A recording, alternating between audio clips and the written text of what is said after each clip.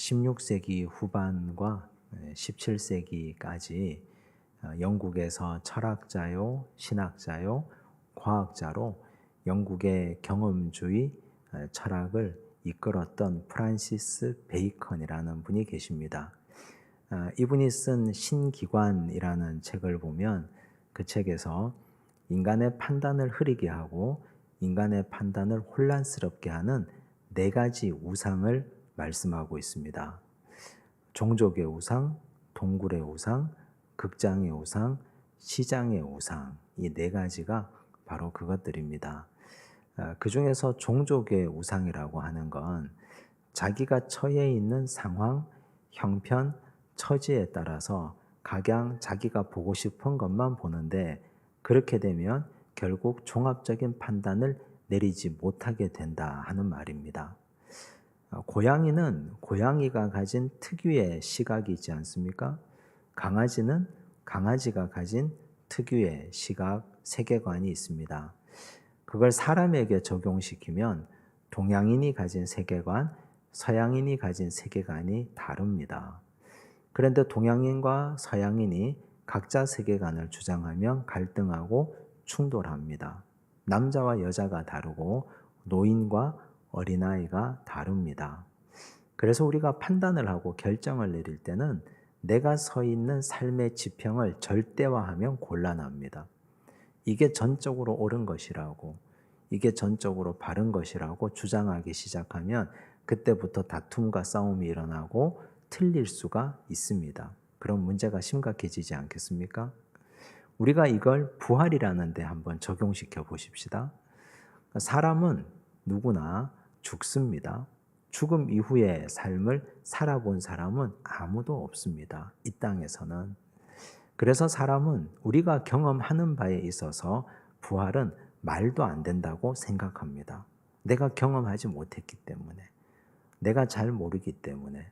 그런데 그건 인간이라는 종족에 갇힌 종족의 우상입니다. 이 부활을 하나님의 관점에서 한번 판단해 보십시다. 하나님은 사람을 지으셨습니다. 사람의 생명을 취할 수도 있습니다. 사람을 지으신 하나님, 사람의 생명을 가져갈 수도 있는 하나님, 그 하나님이 사람을 살리지 못하겠습니까? 하나님의 시각에서 본다면 우리가 가진 종족의 우상은 보기 좋게 깨집니다. 그래서 우리가 부활을 경험하고 부활을 본다는 것은 사람의 시각을 넘어서서 하나님의 관점으로 봐야 됩니다. 오늘은 부활주일입니다. 오늘 이 말씀을 통해서 우리가 가진 종족의 우상이 무엇인지, 부활을 대하는 잘못된 생각들이 무엇인지를 살피고 그것들을 넘어서는 큰 믿음 가지고 결단하는 시간 되기를 바랍니다. 예수님께서 사랑하시는 3남매가 있었습니다. 나사로와 마르다, 마리아. 이들은 다 베다니 마을 사람들이었습니다. 예수님께서 예루살렘에 오시면 항상 예루살렘 인근의 가난한 마을이었던 베다니 마을에 가셨습니다. 그곳에 가서 함께 교제 나누고 그들과 함께 식탁도 하시고 또 그들에게 말씀을 증거하시기도 했습니다. 아주 예수님과는 깊은 사이였습니다. 근데 예수님께서 멀리 계실 때 그 오라버니 나사로가 죽을 병에 걸렸습니다. 2 자매가 사람을 보냅니다. 예수님 얼른 오셔서 우리 오라비를 살려주십시오. 예수님께서 그 계시던 곳에 이틀을 더 유하시고 도착하셨을 때는 이미 나사로가 죽은 지 나흘이 지났을 때였습니다. 장례가 끝났습니다. 베다니 마을 사람들은 모두가 다 슬픔의 눈물을 흘립니다. 고통스러워합니다. 그 중에 마르다와 마리아 2 자매는 말할 것도 없습니다. 너무 고통스럽고 아파서 견딜 수가 없습니다. 그때 마르다가 예수님께 원망 섞인 말로 이런 말을 내뱉습니다. 21절을 보십시오. 함께 읽습니다. 마르다가 예수께 여짜오되 주께서 여기 계셨더라면 내 오라버니가 죽지 아니하였겠나이다. 주께서 여기 계셨더라면 내 오라버니가 죽지 아니하였을 겁니다. 이건 마르다가 오라비의 죽음을 받아들이지 못한다는 증거입니다. 주께서 여기 계셨더라면 아직 살아있을 텐데, 극적으로 예수님께서 내 오라비를 살려주셨을 텐데 죽음을 수용하지 못하고 있습니다. 여러분, 우리는 어떻습니까? 우리는 죽음이라는 것이 저기 멀리 있는 것으로 생각합니다. 누구나 다 우리에게는 죽음이 언젠가는 다가올 걸 알고 있습니다. 경험해서 알고 있습니다. 그런데 그게 당장 내 눈앞에서 지금 당장 오리라고는 생각하지 않습니다. 아니, 생각하기 싫습니다.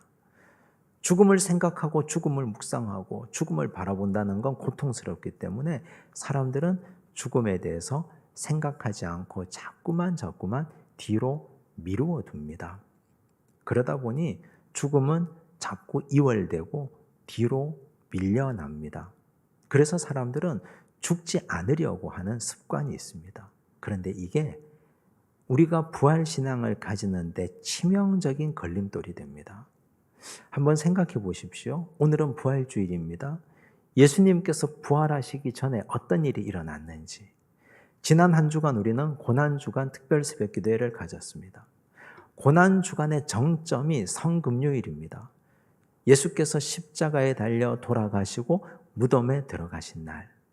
그날이 고난주간의 정점입니다. 즉, 이 말은 예수께서 부활하시기 전에 죽음이 반드시 있어야 된다는 뜻입니다. 죽어야 부활할 것 아닙니까? 죽음이 있은 후에 그 다음에 부활의 영광이 있습니다. 죽지 않는데 어떻게 부활이 있겠습니까? 우리는 죽음을 외면하려 합니다. 주께서 여기 계셨더라면 내 오라비가 죽지 않았겠습니다. 이 말. 만약에 오라비가 계속 살아있으면 부활의 영광도 볼 수가 없습니다. 예수께서 죽어주셨기 때문에 부활의 영광이 우리에게 찬란하게 선물로 주어진 것 아닙니까? 이건 죽고 사는 문제이면서 동시에 이 땅에 우리가 신앙생활하는 사람에게는 굉장히 중요한 신앙생활의 중요한 질문거리입니다. 우리가 살면서 내 자아를 죽이면 어떤 일이 일어납니까? 가정에서 부부 사이에 내 자아가 죽으면 가정이 행복해집니다. 반대로 내 자아를 죽이지 못하고 시퍼렇게 살아있으면 두 사람 다 그런 일이 벌어지면 가정은 갈등과 갈등으로 정신을 차릴 수가 없습니다. 매번 싸웁니다. 죽지 않으면 가정이 행복하지를 못합니다. 이 나라 정치를 한번 보십시오.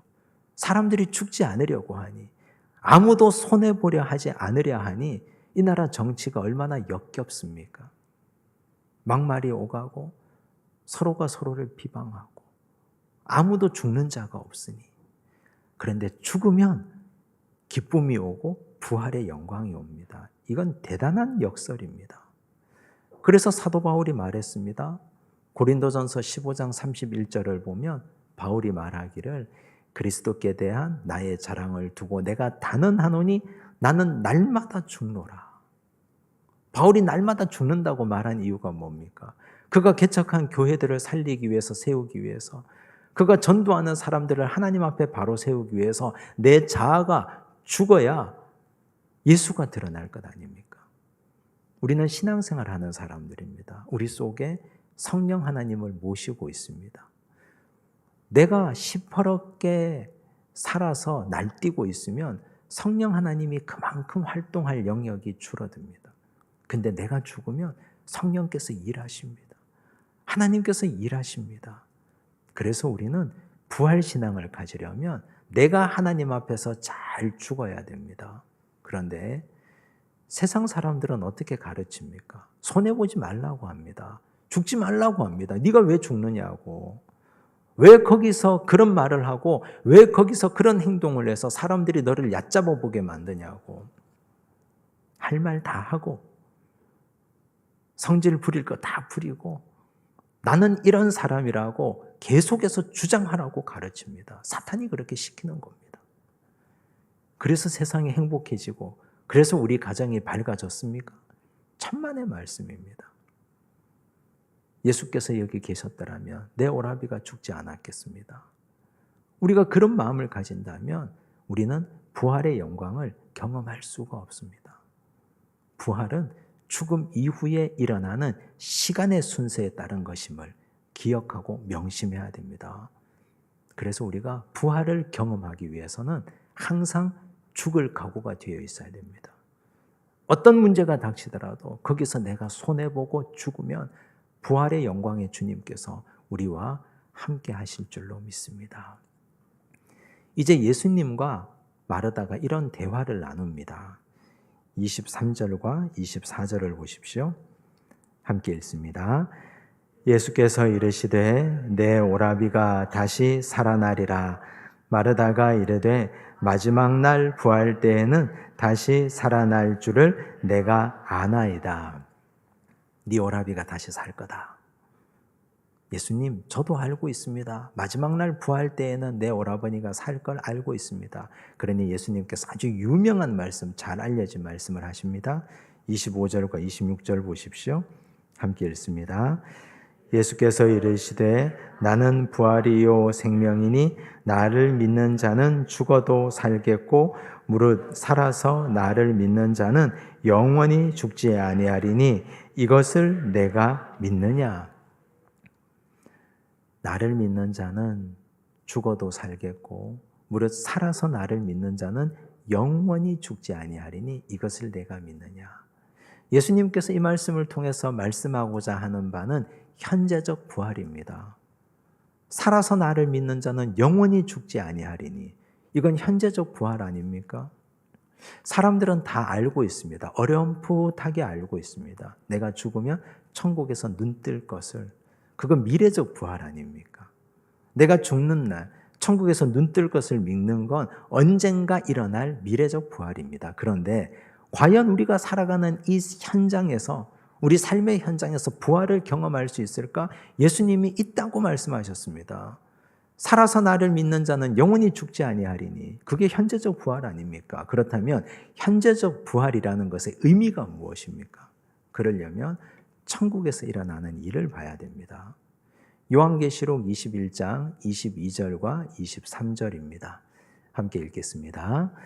성 안에서 내가 성전을 보지 못하였으니 이는 주 하나님 곧 전능하신 이와 및 어린 양이 그 성전이심이라. 그 성은 해나 달의 비침이 쓸데없으니 이는 하나님의 영광이 비치고 어린 양이 그 등불이 되심이라. 천국의 모습을 이와 같다고 표현하고 있습니다. 우선 천국에는 성전이 없습니다. 성전이 없는 이유가 뭡니까? 건물로서의 성전이 없습니다. 그건 하나님이 계시고 예수님이 계신데 성전이 왜 필요합니까? 건물이 왜 필요합니까? 예수 그리스도 자체가 성전이시고 하나님이 계시는데 천국 그 자체가 하나의 거대한 하나님이 계시는 곳이니까 성전이 필요 없습니다. 그렇다면 천국 그 자체가 바로 예배드리는 곳이라는 뜻입니다. 그래서 천국에 가면 항상 예배가 있습니다. 그리고 그 천국에는 하나님의 얼굴이 있습니다. 우리가 항상 하나님의 얼굴을 보고 예수님의 얼굴을 보고 거기서 믿음 생활 잘하다가 천국 가신 믿음의 위인들의 얼굴을 볼 겁니다. 거기에는 그러므로 편안한 안식이 있습니다. 천국을 두 가지로 말하자면 예배와 안식입니다. 천국에서 우리가 누리는 삶은 항상 예배드리고 편안한 안식을 누릴 수 있습니다. 그렇다면 현재적 부활이라는 말은 이 땅에서 우리가 살면서 예배와 쉼이 있다는 말 아니겠습니까? 제가 이렇게 말씀드리면 아마 질문할 겁니다. 목사님, 지금 우리가 예배드리고 있지 않습니까? 근데 저 하나도 행복하지 않습니다. 예배드리고 돌아가도 걱정되고 염려되고 근심이 있고 불편합니다. 저 집에서도 쉽니다. 두 다리 뻗고 잠도 자고 휴식도 하고 쉽니다. 그런데 쉬는 게 아닙니다. 항상 불안하고 걱정됩니다. 그럼 어떻게 된 겁니까? 이 땅에서 예배와 쉼이 있으면 그게 현재적 부활이라고 말씀하셨는데 우리는 예배와 쉼을 하긴 하는데 부활하고는 전혀 거리가 먼 생활을 하고 있습니다. 여기에는 이유가 있습니다. 야고보 사도가 말합니다. 야고보서 1장 14절과 15절을 보십시오. 함께 읽습니다. 오직 각 사람이 시험을 받는 것은 자기 욕심에 끌려 미혹됨이니 욕심이 잉태한즉 죄를 낳고 죄가 장성한즉 사망을 낳느니라. 욕심 때문입니다. 욕심이 성장하면 죄가 됩니다.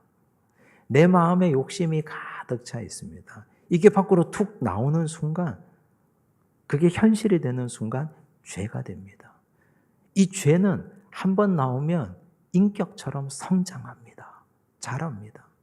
죄가 장성한다고 했지 않습니까? 죄가 자라서 장성하면 그게 바로 사망입니다.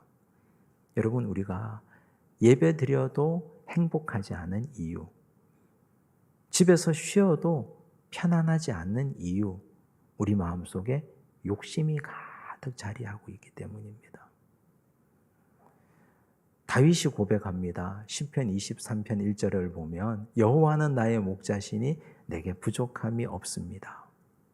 진짜 우리가 이렇게 고백할 수 있습니까? 여호와가 내 목자인 건 사실인데 우리는 부족합니다. 양들이 목자 대신 여호와만 따라가면, 다른 것 보지 않고 하나님만 따라가면 부족할 일이 없습니다. 때가 되면 푸른 풀밭 쉴만한 물가로 인도하실 테고, 내 영혼을 소성시키실 테고, 사망의 음침한 골짜기로 다닐지라도 해를 두려워할 필요가 없을 테고, 주의 지팡이와 막대기가 나를 안위하실 테니 원수도 겁낼 필요가 없는 것이 원수 앞에서 내게 상을 차려주시고 내 머리에 기름을 부어주시니 우린 염려할 필요가 없습니다. 그런 하나님이 나를 영원한 천국으로 인도하실 겁니다. 내가 여호와의 집에 영원히 살리로라 고백하지 않습니까? 그런데 여호와가 내 목자임에도 불구하고 행복하지 않은 이유는 다른 데 욕심이 있어서 그렇습니다. 예수님 뒤따라가고 하나님 뒤따라가면서 눈은 곁눈질합니다. 내 눈이 권력을 향하고 물질을 향하고 내 마음의 욕심을 향하고 있습니다. 그러니 행복할 수 있겠습니까? 그런 마음 상태로 예배 드리는데 예배가 제대로 하나님 앞에 올려지겠습니까? 그런 마음 상태로 쉬고 있는데 그게 쉼이 진짜 쉼이 됩니까? 내가 여기서 쉴 수 없다. 더 많이 벌어야 되고 더 많이 뛰어야 되고 이러고 있을 새가 없다고 사람들은 불안해합니다. 욕심 때문에 우리는 예배가 예배답지 못하고 쉼도 누리지 못합니다. 그러므로 현재적 부활의 삶을 살려면 욕심을 걷어내야 됩니다. 하나님 한 분으로 만족하고 나를 살피고 내가 지금 어떤 욕심으로 경도되어 있는가? 잘못된 길을 가고 있는가? 이 욕심을 제대로 보고 욕심을 제거해야 됩니다. 욕심이 밖으로 나오면 죄가 되고 이게 자라면 사망이 되니까 이 싹을 잘라내야 됩니다. 그러면 우리는 현재적 부활의 삶을 살 수 있습니다. 우리 내면을 잘 들여다보시기 바랍니다. 부활의 삶을 누리는 건 바로 그런 삶을 의미합니다. 우리 예수님께서 이제 죽은 나사로의 무덤 앞에 섰습니다. 38절과 39절을 보십시오.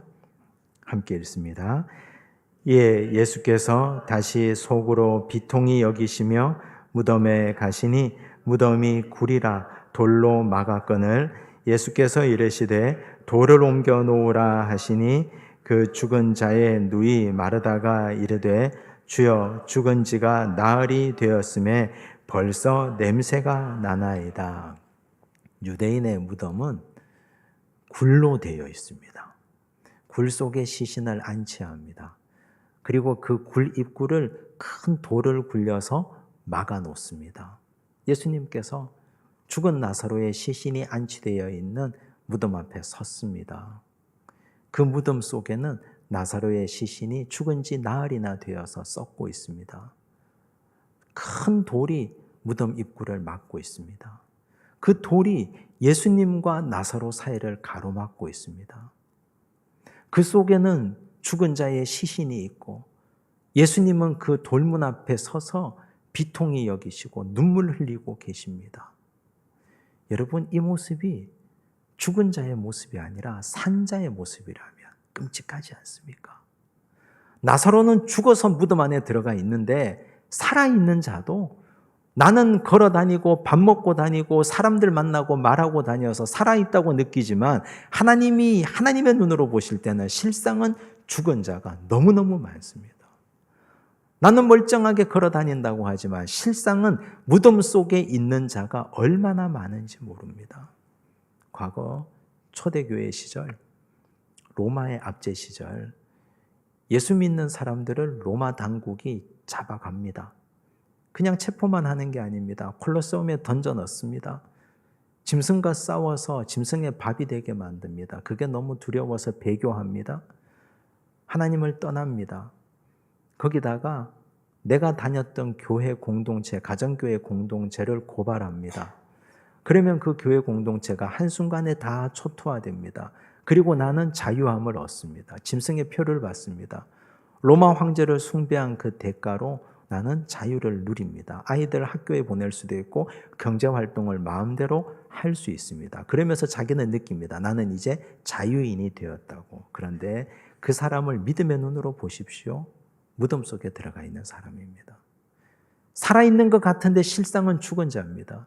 무덤 속에 들어가서 하나님과 단절하고 예수님과 단절하고 빛을 완전히 차단하고 자기 인생을 완전히 걸어 잠그고 오히려 스스로 안전하다고 느끼는 사람들입니다. 거꾸로입니다. 예수님과 그분의 사이가 큰 돌로 가로막혀 있습니다. 우리나라 일제강점기 시절 예수 믿는 사람들 신사참배를 거부합니다. 그런데 많은 사람들이 신사 앞에 고개를 숙였습니다. 무릎을 꿇었습니다. 목사님들도 장로님들도 교회 성도들도 신사참배를 하면 얻는 혜택들이 많습니다. 그 혜택을 입습니다. 그리고 나는 자유인이라고 느낍니다. 그런데 믿음의 눈으로 영의 눈으로 보면 그 영혼이 죽은 영혼 아닙니까? 이미 무덤 속에 들어가 있는 영혼 아닙니까? 핍박이라는 큰 돌로 예수님과 그들 사이를 가로막아 놓은 것, 나는 이제는 신사참배하고 나는 이제 배교하고 안전하게 느끼고 있는데 사실은 죽은 영혼 아닙니까? 요즘 이 시대는 핍박의 시대는 아닙니다. 예수 믿는다고 잡아가지 않습니다. 예수 믿는다고 옥에 던져넣지 않고 죽이지 않습니다. 그런데 우리 10대, 20대, 30대 아이들, 청년들을 보십시오. 수많은 중독의 문제가 그들을 마치 죽은 자처럼 무덤 속에 가둬두고 있습니다. 다양한 중독의 문제로 그들이 고통받고 있습니다. 그들은 캄캄한 어둠 속에 예수님과 그들 사이를 단절하고 그들만의 세상에서 그들만의 자리에서 나는 자유인이라고 느낍니다. 그런데 믿음의 눈으로 하나님께서 보시는 눈으로 보면 그들은 무덤 속에 있는 자들입니다. 예수님께서 그 무덤의 돌문 앞에서 비통히 여기시며 눈물 흘립니다. 우리 성인들은 어떻습니까? 물질을 쫓아다니고 돈 벌러 다니고 권세 쫓아다니고 사람 쫓아다니면서 거기에서 안정감을 누립니다. 그런데 사실은 그 자리가 무덤의 자리입니다. 예수님과 내가 완전히 단절되어서 그 죽음의 자리에서 나는 살아있다고 믿는 참으로 역설의 어리석음을 경험하고 있는 자들입니다. 그 앞에 예수님이 섰습니다. 돌을 굴려놓으라. 마르다가 말합니다. 주여, 죽은 지가 이미 나으리오매 냄새가 납니다. 괜찮다. 굴려놓으라. 예수께서 돌을 굴려놓은 그 앞에서 부릅니다. 43절과 44절을 보십시오. 함께 읽습니다. 이 말씀을 하시고 큰 소리로 나사로야 나오라 부르시니 죽은 자가 수족을 배로 동인 채로 나오는데 그 얼굴은 수건에 쌓였더라. 예수께서 이르시되 풀어놓아 다니게 하라 하시니라. 예수께서 큰 소리로 부릅니다. 나사로야 나오너라. 예수님께서 비통히 여기시며 눈물 흘리면서 나사로의 이름을 불렀습니다. 부활은 2000년 전 예수님 시절에 일어났던 과거의 역사적 사실로만 그쳐서는 안 됩니다. 오늘 우리의 이름을 부르시는 우리 주님의 목소리를 들을 수 있어야 됩니다. 우리 주님께서 우리를 부르십니다. 눈물 흘리면서 비통히 여기면서 아무개야 나오라고 부릅니다. 그러면 우리가 그 목소리에 응답해야 됩니다. 비록 썩어서 냄새나는 우리의 영혼이라 할지라도 내가 주님과 철저하게 단절되어져서 예수님 아닌 다른 것을 찾으며 그 무덤 속에 살고 있으면서도 나는 살아있는 자라고 착각하고 살았던 우리를 주께서 찾아오시고 우리를 불러내십니다. 그러면 용감하게 응답하고 나와야 됩니다. 내 꼴이 말이 아니더라도 수족을 배로 동인 채로 귀신 같은 모습을 하고서라도 나와야 됩니다. 그러면 예수님께서 말씀합니다. 풀어놓아 다니게 하라고. 그를 억압하고 있었던 수많은 것들에게서 이제는 자유하라고, 다 풀어놓아서 다니게 하라고 말씀합니다. 여러분, 오늘 우리에게 이런 해방과 자유가 있기를 원합니다. 그러므로 부활주일은 우리가 자유하는 날입니다. 우리가 해방되는 날입니다. 무덤 속에 갇혀서 답답하게 있었는데 나는 그게 자유인 줄 알았는데 진짜 자유는 예수께서 나를 부르신 그 부르심에 응답하고 맑고 밝은 광명천지에서 주님과 함께 걸어가는 이것이 진정한 자유입니다. 이걸 누리는 날이 부활주일인 줄로 믿습니다.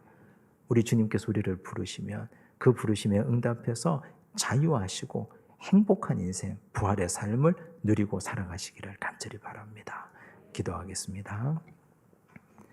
아버지 하나님, 우리를 둘러싼 수많은 문제들, 고통들, 아픔들이 있습니다. 부활을 가로막는 문제들이 있습니다. 우리는 죽지 않으려 했습니다. 죽는 것을 무엇보다도 두려워했고 싫어했고 손해보기 싫어했습니다. 그러나 아버지, 이제 우리가 죽어야 예수가 산다는 사실을 깨닫게 하여 주옵소서. 내 자아가 죽을 때 성령이 활동한다는 사실을 깨닫습니다. 주여, 우리가 손해보고 죽고 낮아지고 그리하여 예수를 드러내는 인생 되게 하여 주시옵소서. 주여, 우리가 욕심 버리고 현재적 부활의 삶을 살아내기를 원합니다. 욕심이 죄가 되고 죄가 사망이 된다고 하셨사오니 주여, 우리가 욕심 버리고 오직 하나님 한 분만 믿고 따라가게 하여 주시옵소서. 주여, 우리가 무덤 속에 있으면서 사실은 살아있는 자라고 착각하고 살았습니다. 아버지, 용서하여 주옵소서. 우리를 불쌍히 여기시고 우리를 부르시는 주님의 음성에 응답하게 하옵시고 부활하신 주님과 함께 부활의 삶을 살아가게 하여 주시옵소서. 모든 말씀 예수님 이름으로 기도드리옵나이다. 아멘.